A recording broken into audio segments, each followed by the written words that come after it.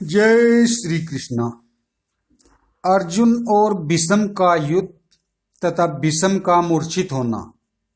वैशंपायन जी कहते हैं, कर्ण पर विजय पाने के अनंतर अर्जुन ने उत्तर से कहा, जहां रथ को ध्वजा में सुवर्ण में ताड़ का चिन्ह दिखाई दे रहा था उसी सेना के पास मुझे ले चलो। वहां मेरे पितामह भीष्म जी देखने में देवता के समान जान पड़ते हैं, रथ में विराजमान हैं और मेरे साथ युद्ध करना चाहते हैं। उत्तर का शरीर बाणों से बहुत घायल हो चुका था, अतः उसने अर्जुन से कहा, वीरवर, अब मैं आपके घोड़ों को काबू में नहीं रख सकता, मेरे प्राण संतप्त है, मन घबरा रहा है। आज तक किसी भी युद्ध में मैंने इतने सूरवीरों का समागम नहीं देखा था। आपके साथ जब इन लोगों का युद्ध देखता हूं तो मेरा मन डांवाडोल हो जाता है। गदाओं के टकराने का शब्द, शंखों की ऊंची ध्वनि, वीरों का सिंहनाद, हाथियों की चिंगाड़ तथा बिजली की गड़गड़ाहट के समान गांडीव की टंकार सुनते सुनते मेरे कान बहरे हो रहे हैं। स्मरण शक्ति क्षीण हो गई है। अब मुझ में चाबुक और बागडोर संभालने की शक्ति नहीं रह गई है। अर्जुन ने कहा, नरश्रेष्ठ, डरो मत, धैर्य रखो। तुमने भी युद्ध में बड़े अद्भुत पराक्रम दिखाए हैं। तुम राजा के पुत्र हो, शत्रुओं का दमन करने वाले। मत्स्य नरेश के विख्यात वंश में तुम्हारा जन्म हुआ है, इसलिए इस अवसर पर तुम्हें उत्साहहीन नहीं होना चाहिए। राजपुत्र, भली भांति धीरज रखकर रथ पर बैठो और युद्ध के समय घोड़ों पर नियंत्रण रखो। अच्छा, अब तुम मुझे भीष्म जी की सेना के सामने ले चलो और देखो कि मैं किस प्रकार दिव्य अस्त्रों का प्रयोग करता हूं। आज सारी सेना को तुम चक्र की भांति घूमते हुए देखोगे। इस समय मैं तुम्हें बाण चलाने की तथा अन्य शस्त्रों के संचालन की भी अपनी योग्यता दिखाऊंगा। मैंने मुट्ठी को दृढ़ रखना इंद्र से, हाथों की फुर्ती ब्रह्मा जी से तथा संकट के अवसर पर विचित्र प्रकार से युद्ध करने की कला प्रजापति से सीखी है। इसी प्रकार युद्ध रुद्र से रुद्रास्त्र की, वरुण से वरुणास्त्र की, अग्नि से आग्नेयास्त्र की और वायु देवता से वायवास्त्र की शिक्षा प्राप्त की है। अतः तुम भय मत करो, मैं अकेले ही कौरव रूपी वन को उजाड़ डालूंगा। इस प्रकार अर्जुन ने जब धीरज बंधाया, तब उत्तर उसके रथ को भीष्म जी के द्वारा सुरक्षित रथ सेना के पास ले गया। कौरवों पर विजय पाने की इच्छा से अर्जुन को अपनी ओर आते देख निष्ठुर पराक्रम दिखाने वाले गंगानंदन भीष्म ने धीरतापूर्वक उसकी गति रोक दी। तब अर्जुन ने बाण मारकर भीष्म जी के रथ की ध्वजा जड़ से काटकर गिरा दी। इसी समय महाबली दुशासन, विकर्ण, दुस्सह और विभीषति, इन चार वीरों ने आकर धनंजय को चारों ओर से घेर लिया। दुशासन ने एक बाण से विराट नंदन उत्तर को बिंधा और दूसरे से अर्जुन की छाती में चोट पहुंचाई। अर्जुन ने भी तीखी धार वाले बाण से दुशासन का सुवर्ण जटित धनुष काट दिया और उसकी छाती में 5 बाण मारे। उन बाणों से उसको बड़ी पीड़ा हुई और वह युद्ध छोड़कर भाग गया। इसके बाद विकर्ण अपने तीखे बाणों से अर्जुन को घायल करने लगा।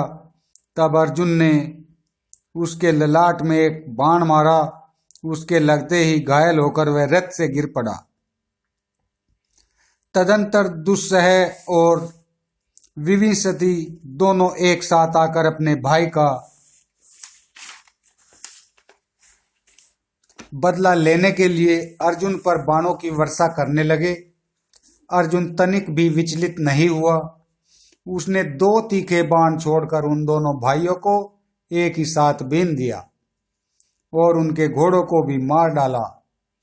जब सेवकों ने देखा कि दोनों के घोड़े मर गए और शरीर घायल होकर लहूलुहान हो रहे हैं, तो वे उन्हें दूसरे रथ पर बिठाकर युद्ध भूमि से हटा ले गए।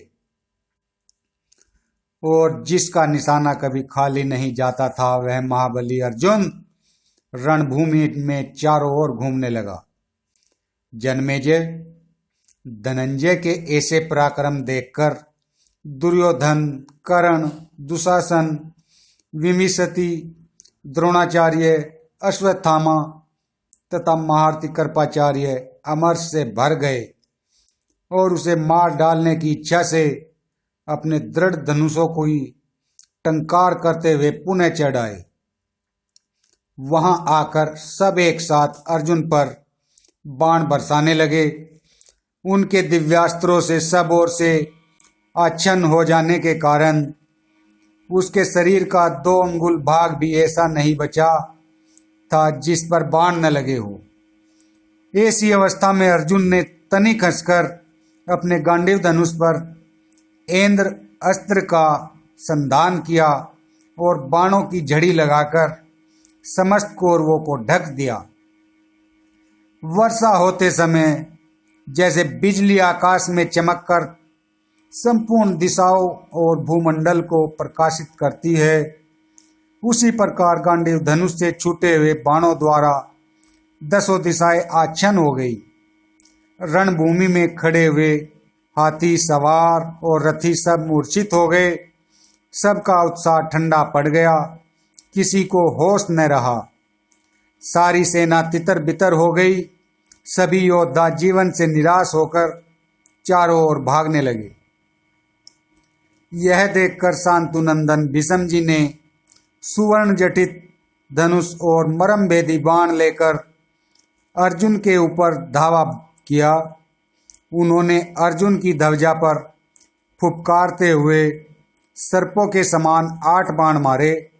उनसे ध्वजा पर स्थित हुए वानर को बड़ी चोट पहुंची और उसके अग्रभाग में रहने वाले भूत भी घायल हुए।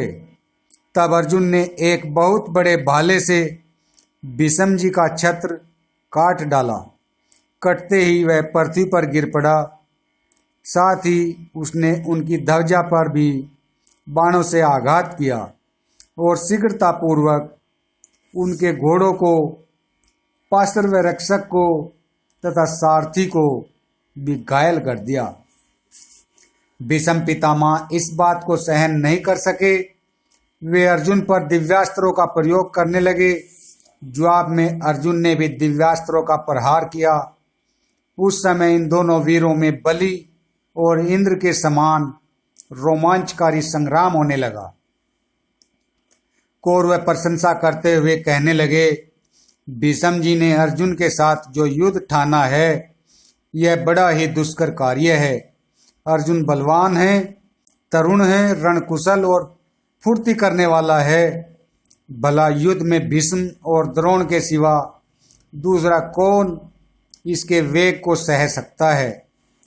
अर्जुन और भीष्म दोनों ही महापुरुष उस युद्ध में प्राजापत्य, इंद्र, आग्नेय, रौद्र, वारुण, कुबेर, याम्य और वायव्य आदि दिव्यास्त्रों का प्रयोग करते हुए विचर रहे थे। अर्जुन और भीष्म सभी अस्त्रों के ज्ञाता थे। पहले तो इनमें दिव्यास्त्रों का युद्ध हुआ, इसके बाद बाणों का संग्राम छिड़ा। अर्जुन ने भीष्म का स्वर्णमय धनुष काट दिया। तब महारथी भीष्म ने एक ही क्षण में दूसरा धनुष लेकर उस पर प्रतंजा चढ़ा दी और क्रुद्ध होकर वे अर्जुन के ऊपर बाणों की वर्षा करने लगे। उन्होंने अपने बाणों से अर्जुन की बाईं पसली बींध डाली। तब उसने भी हंसकर तीखी धार वाला एक बाण मारा और भीष्म का धनुष काट दिया।